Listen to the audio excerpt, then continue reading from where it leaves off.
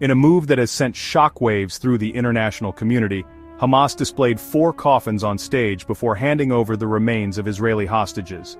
The world watched as this dramatic and controversial moment unfolded.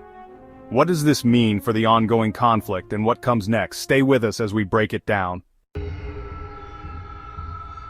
The Israel-Gaza conflict has been at the center of global attention for months, with both sides engaging in high-stakes negotiations over hostages and prisoner exchanges. Recently, Hamas and Israel reached an agreement to return the bodies of Israeli hostages, but what happened before the transfer has sparked outrage and debate.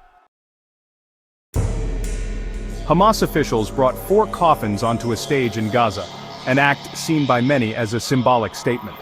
These coffins, believed to contain the remains of Israeli hostages, were publicly displayed before being handed over to Israeli authorities. This move by Hamas was clearly designed to send a message, not just to Israel but to the world.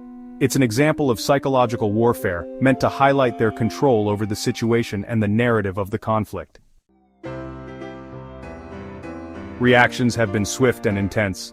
The Israeli government has condemned the display as a macabre and cruel act, while Hamas has defended it as part of their broader strategy in negotiations.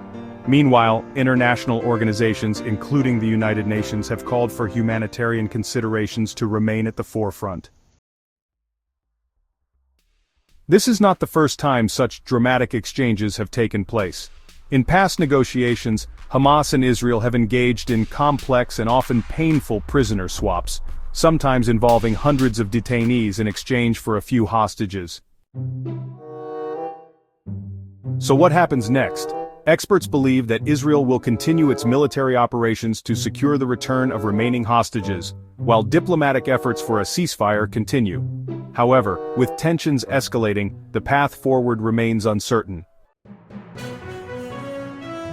This story is still developing and we want to hear your thoughts.